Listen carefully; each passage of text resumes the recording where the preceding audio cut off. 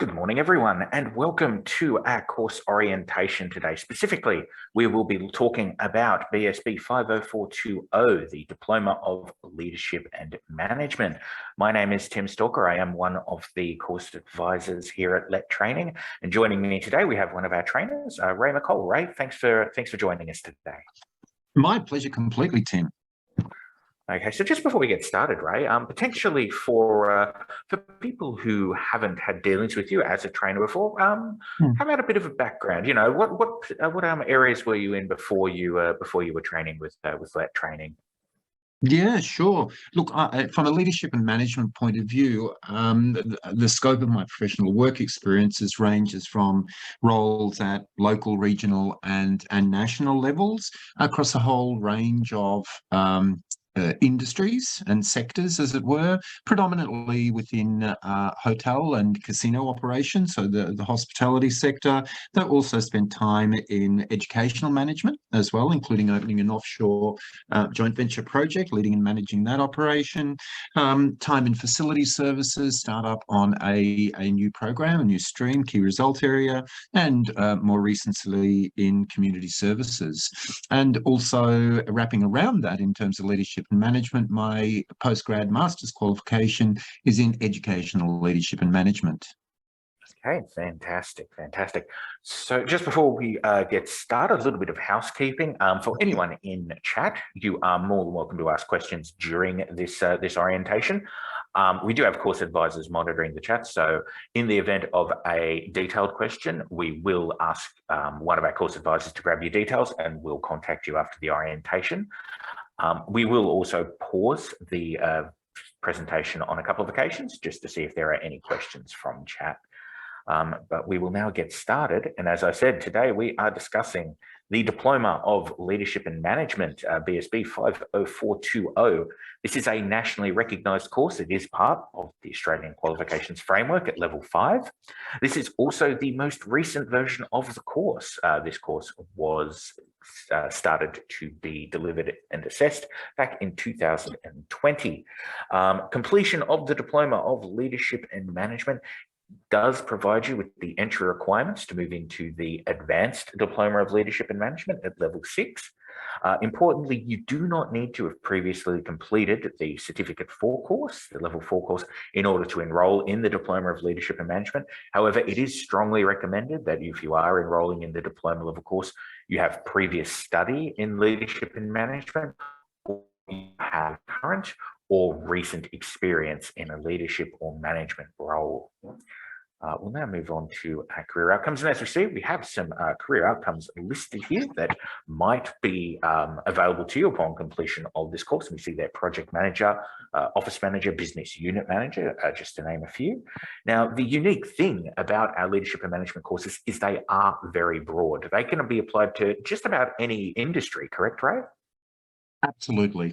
This is very much focused on, again, people, leadership and management, and, you know, being an essential element of any industry, hence referencing there things like centre from childhood, early childhood, centre management through to, you know, an office manager in the discrete projects within organisations. And as you've got there on the screen, the business unit manager. It's really pitched at someone who has that leadership and management responsibilities, leading a team of people for a distinct or discrete business unit itself, whether that be a small business or an outlet, for example, within an organisation. So very, very cross sectoral and cross industry.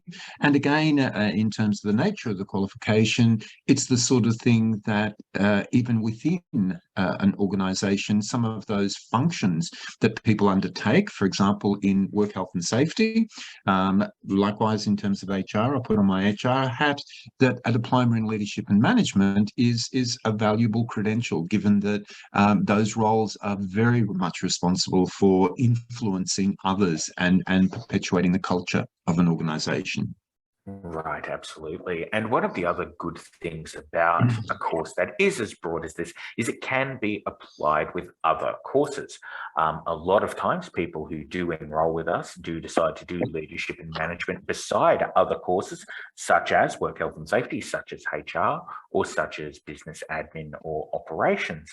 Now, Ray, in order to get the most bang for your buck, that'd be a good idea, wouldn't it? To do both your HR and your leadership studies all as one, to get that as one big package, correct? Absolutely. It certainly supplements both the technical area, if you say, for example, the HR technical, as well as that people dimension, without a doubt. Fantastic. So we'll just move on now to the course outline. Now, as we discussed, this is a nationally recognised qualification. There is our RTO number, and you do get 12 months to complete this course. Now, as we see, we've divided the Diploma of Leadership and Management up into functional skills and professional skills for a total of 12 skills altogether. Now, just having a look at these professional skills, Ray, we do sometimes get asked questions about some of these units. Ensure a safe workplace for a work area, for example. Do these really matter to everyone doing leadership and management roles?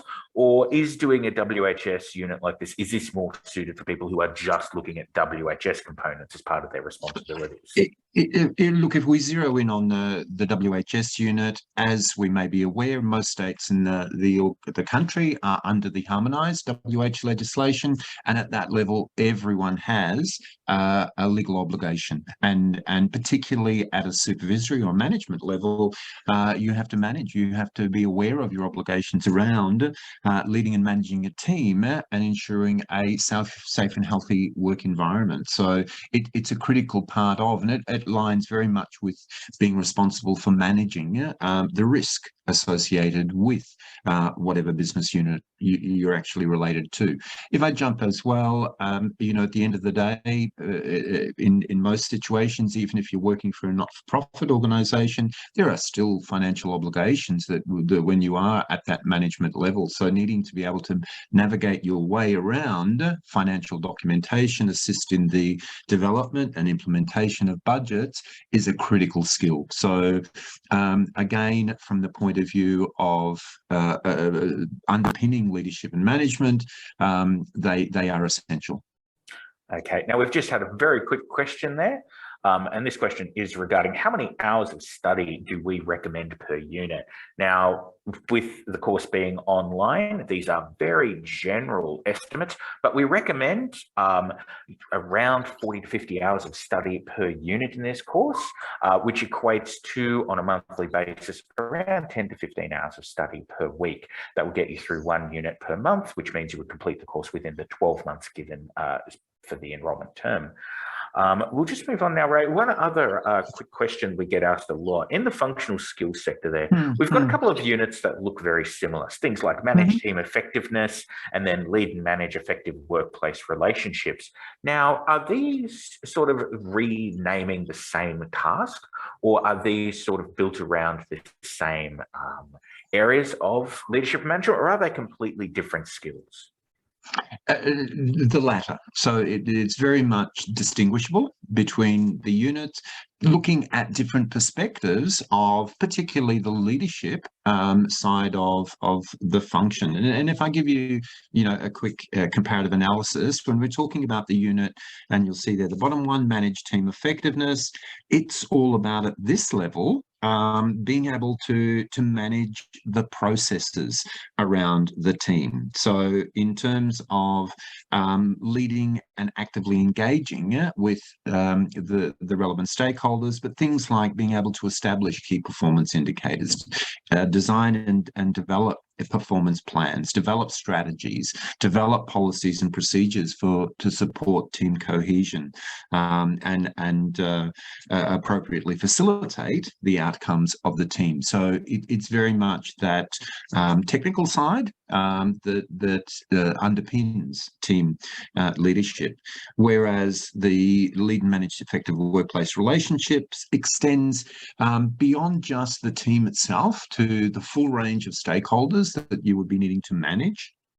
as the person responsible. And again, it takes a distinctly management, a design and development and deployment of processes and procedures approach. And it's all about applying organizational values, goals, and cultural diversity policies. So it's very much that technical side of, developing processes for collaboration, consultation processes for conflict management, processes for escalating issues, which, for example, could be WHS issues. It's also very much about reflecting on your leadership style and looking for forms of improvement. So again, very different dimensions of the leadership and management focus in each of the units. Right, fantastic. Now, there are 12 units here, as we can see, and the course can be completed in any order. You can start with any unit that you like.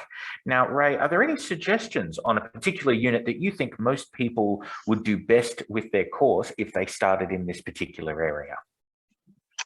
Look, my recommendation would be one that I just talked through, and that's managed team effectiveness, the one at the bottom of the list, that it would provide that umbrella or holistic overview, helicopter view of the subject matter, to then come back and work through some of those units like communication, develop critical thinking, development news EQ or emotional intelligence, that is much more then reflecting on the tools that you need to support your understanding of managing team effectiveness. Right. Now, there's one final question. This is a question we get asked a lot, especially when we look at the professional skills. Now, suppose someone out there is interested in enrolling in the course, but there's a particular skill that isn't included in this list of professional skills here. Is there the potential that we could potentially import a skill, say, from a different course into the leadership and management course? There certainly is scope within the what I call the packaging rules of the qualification. Typically, that is used from a credit transfer point of view, and we'll talk about credit transfer in a moment. One of the qualifications always that's in the packaging rules is that it has to align with the nature and scope of the qualification and maintain the integrity of the qualification expectation or the outcome and the industry expectation. So in saying that, it's a long-winded way of saying, if you're wanting to incorporate a technical unit on, I don't know, animal husbandry, for example, and that's part of a separate vocational area, it may be more difficult to justify that as aligning within the leadership and management ambit. So yes, a short answer is yes, there is scope for importing from a learning and assessment pathway, again, considering, whether as an organisation, we're also equipped to deliver that unit. Exactly right. And that's one of the most important things. We need to have the resources at LET training to be able to deliver and assess that course. So there's no harm in asking us. There's no harm in asking the course advisors. There's no harm in talking to your trainer about it. And if we can do it, we'd be more than happy to have a look at it for you. We'll just hold here for a moment and just see if there are any questions about any of the information we've provided so far.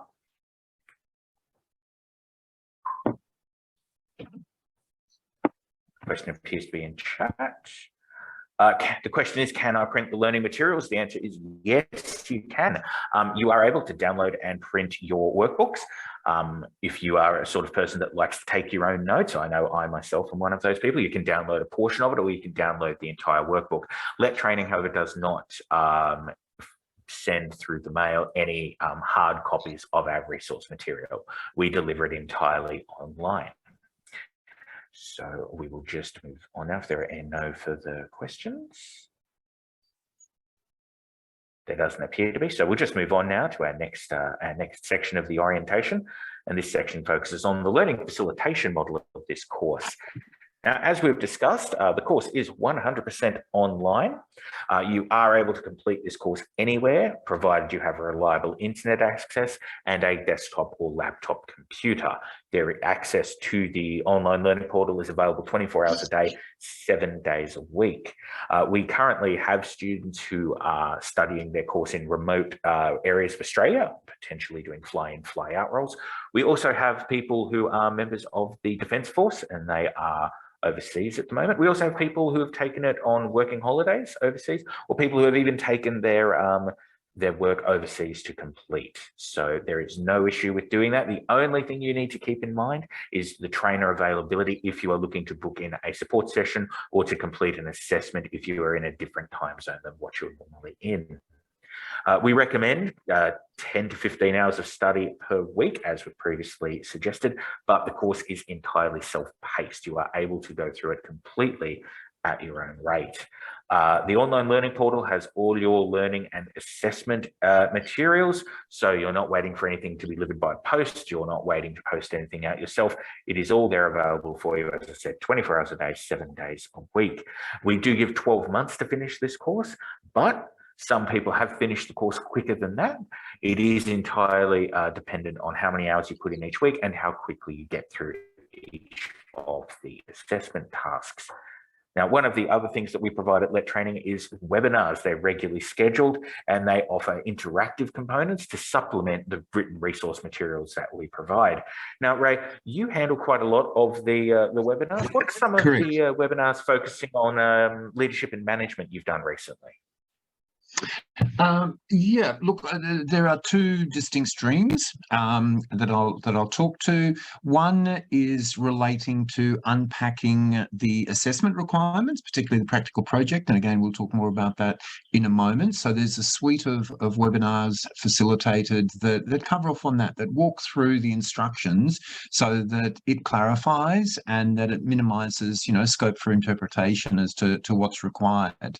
The other stream is topic related, and certainly a whole raft of webinars that I've facilitated in the past that tap into this particular qualification, through from the hard skill technical areas, like how to write a business report, how to undertake a consultation session, through to understanding the difference between different sorts of plans that you'd be responsible for input into or management and implementation. So difference between strategic plans, business plans, operational plans, and action plans. And then it's always evolving in terms of webinars. For example, forthcoming, I'm doing a session that aligns with procedures around, talked about before, investigations and managing people. I'm doing a session on understanding what natural justice and procedural fairness is, as well as regular updates on the National Workplace Relations System, very highly relevant in terms of leadership. Right. And of course, access to webinars is completely free. And if you can't watch them live, that's no problem. Our admin team will always email you the links to the ones you haven't completed so you can view them in your own time.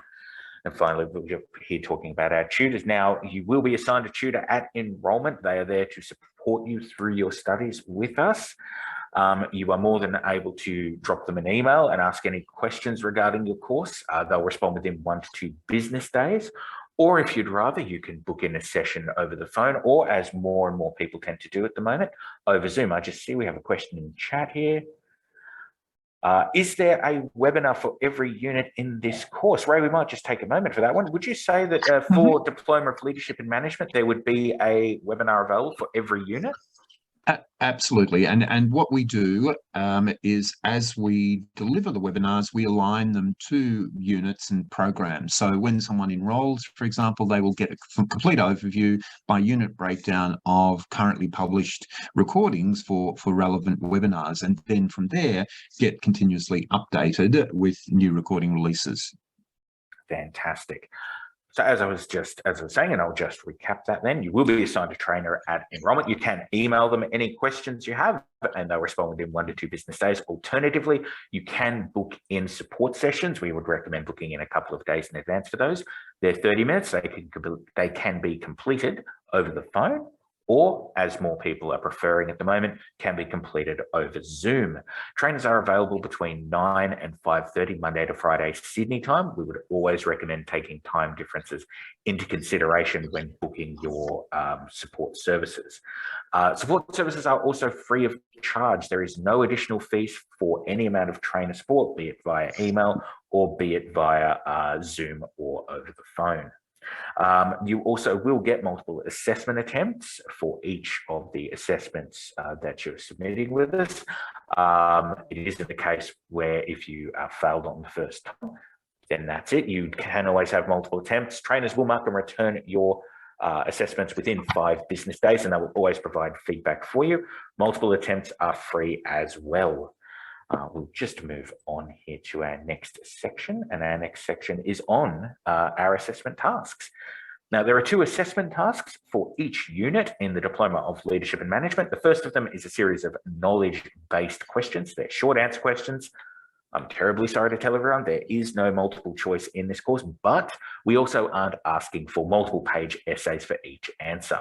We're asking for explanations, outlines, descriptions. We're not asking for essays, so don't worry about that. Now, this has been designed, Ray, so that trainers know that the students have read and understood the resource material. Is that correct? Absolutely correct. Yes. Yeah. And it gives that overview to be able to then engage in the next assessment task that you'll talk about. Yeah. Fantastic. And that is the practical assessment. Now, these practical assessments do not require access to a classroom, work site, or a work placement. They are done completely remotely. Most of them will be done in a simulated business environment. So some of them will be case studies, but the majority in the Diploma of Leadership and Management will be interactive tasks. And Ray, they can be completed either with the tutor or the trainer, or they can be completed on their own with people the student knows. That's correct, right? That's correct. There is the option in most. There are a couple of units where it is undertaken with the assessor, given the expertise required to participate. But yeah, there is that option. And in terms of the nature and scope of the sorts of activities, ranging from facilitating a presentation on a relevant subject matter, undertaking negotiations with a stakeholder, presenting a proposal, for example, around resourcing. I'm thinking of the operational plan unit, through to conducting a meeting, a consultation meeting. So wide range, but requiring demonstration of your skills to be able to engage and influence people. And these assessments are marked on a competent or not yet competent scale. That's very important to keep in mind. It's not done by credits, distinctions, or high distinctions. Because they are being based on practical tasks, it is just a simple case of, can the person complete the task, or are they not yet at that stage? But as we discussed previously, don't worry if you consider not yet competent on the first time. You will always get multiple attempts. And after a couple of attempts, if you're still at that stage of being considered not yet competent, we will just put a temporary hold on the assessment, and your trainer will book in a 30-minute support session with you. So that way they can sit down with you and go into great detail as to exactly where perhaps you need to change some things, or maybe update some things in order to reach that stage of competency. I will just hold there as well, and we'll just see if there are any other questions about this section we can help with before we move on.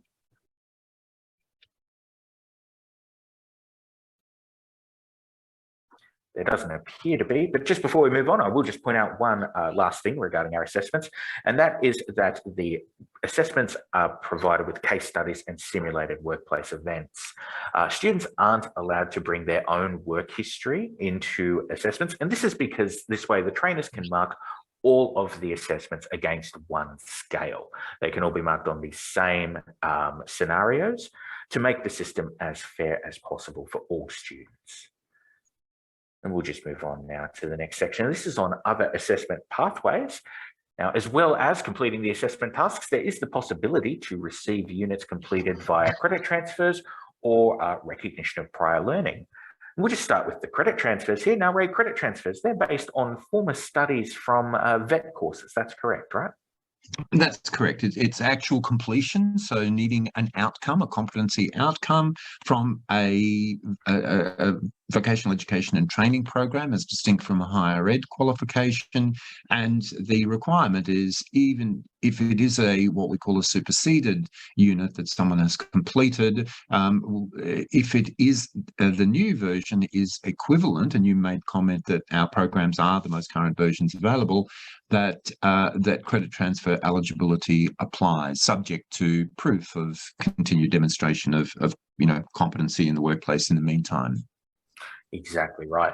Now, for the credit transfers, we would require a transcript of previous studies. Now, that could come from the institute or it could come from USI, and it can be completed prior to enrolment. You are able to submit these transcripts prior to enrolment, and one of our senior trainers can assess that for you and provide you with the results of that assessment within 1 to 2 business days. There are no additional fees for a credit transfer either. They can be done completely free of charge. This is in contrast to recognition of prior learning, which is more based on skills developed in the workplace. Is that correct, Ray? Correct, absolutely. Informal learning experiences and experience gained in doing the do, as you say, in the work environment. Fantastic. Now, in the case of RPL, it is a different assessment process. The first step of this was to book in a consultation with one of our trainers prior to enrolment, where you would discuss your current roles and responsibilities, as well as roles and responsibilities in perhaps recent other roles you've been in. At the end of this consultation, the trainer would be able to advise of where there may be potential of RPL. After enrolment, your dedicated trainer, and Ray, I'm sure you've done this quite a few times, would sit down with the student and provide information on specific types of workplace evidence they need to gather to make essentially a portfolio. What are some of the pieces of evidence, when talking about the units in the Diploma of Leadership and Management, what are some of the pieces of evidence people may need to obtain? Look, I'll go back and link it with, those 2 units that I talked through. So it's tangible, real evidence, documentary in this case, of policies, procedures, plans that you have written, that you have put out for consultation, and feedback that you've revised, you've gained approval of, and implemented in the workplace. So being able to, see your engagement. So it could be an original policy document in draft format with all of the appropriate track changes on that indicate that you're the author of it, supported by emails demonstrating distribution to stakeholders, supporting paperwork to get the board approval, for example, the things that specifically indicate your engagement and demonstration of the skill. It could be an operational plan that you've put together and administered. Under an operational plan, you have to, acquire resources for the organisation. So it could be anything from the procurement chain of activities, from developing purchase specifications through to tenders, through to tax invoices and purchase orders and so forth. But again, all of that evidence must clearly demonstrate that you are the person who was actively involved in triggering those processes. Right. And as we've mentioned here, unlike a credit transfer where there are no additional fees, an RPL assessment does incur fees, but only at the stage when you are submitting that portfolio of evidence. Your initial consultation and even further discussions with your trainer can be conducted free of charge. It's only when you're actually submitting your evidence that additional fees are incurred. Now, the fees do vary depending on the number of units that you are requesting for RPL, but we would always provide you with those details before you submit your evidence. And one other thing we've got mentioned here, Ray, is gap training. Now, gap training, what is gap training in the, say, regarding credit transfers or RPL? It directly aligns with RPL. So credit transfer is discrete, as it were. It's 1-for-1. Recognition of prior learning, given that there are assessment requirements that your evidence has to address, it may be that your evidence addresses a certain proportion of those requirements. So let's say you address 80% of the unit requirements and there's a gap of 20%. So you can't demonstrate certain aspects. That's when we would arrange for you a learning and assessment pathway around that 20% only, and you would engage in the relevant learning, complete the assessment tasks, and on successful completion of that gap assessment, you would end up with a full recognition of prior learning. So gap training is a solution where there is partial recognition of learning for a unit of competency and to enable you to get to the full outcome. Fantastic. We'll just move on now to our next section, which is on student support services. Now, we've discussed this briefly, but we'll just go through it in a bit more detail now. You are able to receive support through multiple different ways. You can call up to book in sessions over the phone. Our number there for the office is 029633 3929. We are available Monday to Friday, 9 a.m. to 5 p.m. That is Sydney time, of course. You can also email inquiries, and the inquiry email is there, enquire@lettraining.com.au. After enrolment, you would be sending your emails to either our admin team or directly to your trainer. We also have a series of Facebook groups now available for peer support. And those groups are divided up into Certificate 4, Diploma, and Advanced Diploma levels. We'll just move on now to our next section, which is on enrolment. Now, if you are ready to enroll in the course, you can enroll at any time. Most people will enroll via our website, and the link to our website is there below. You are looking on the course information page, you are looking for that orange Enroll Now button that will take you directly to the enrolment section. Alternatively, you can call us for assistance. Our number is 029633 3929. A member of our admin team will be happy to help you out. You are also able to enroll via an enrolment form, which is provided with all information packs that we send out. So you would have received that information pack by now. The enrolment form is attached. All you need to do is complete that on your computer and email it back to us at enquire@lettraining.com.au. Now, regardless of which method you choose, whether you enroll via our website or whether you submit an enrolment form, processing your enrolment will take 1 business day, after which you will receive your login details and your trainer's contact details via email. If you are going to enroll in one of our courses, you might be interested in using one of our payment plans. We offer multiple payment plans for each of our courses, and we have some listed here, as we see here, weekly, fortnightly, or monthly payments, as well as the option to pay 50% upfront and then the remainder in 30 or 60 days. Now, these payment plans may incur an admin fee. The admin fees are mentioned upfront as well. There are no hidden costs to enrolling in the course.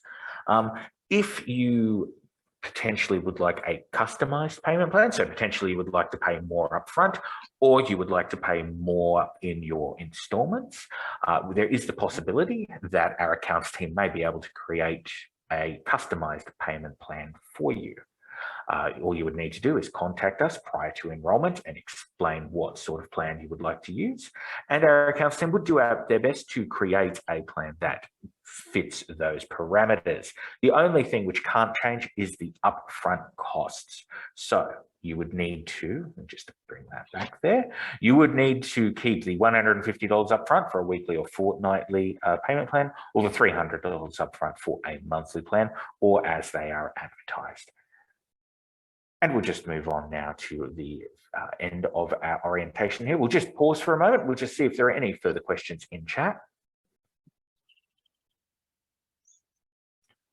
Just see, question popped up here. There are no further questions. So with that in mind, we will finish up the orientation today. This has been the orientation for Let Training's Diploma of Leadership and Management course, which is BSB50420. I'd like to thank Ray for his time. Thanks a lot, Ray. Greatly appreciated. My pleasure completely, Tim, and I look forward to welcoming new learners to Let Training and supporting their program progress. Fantastic. Well, thank you very much for your attendance today. My name is Tim Stalker. I'm one of the course advisors here at Let Training. Thank you for your attendance. And with that, we will shut the orientation down here. Thank you very much and have a great day.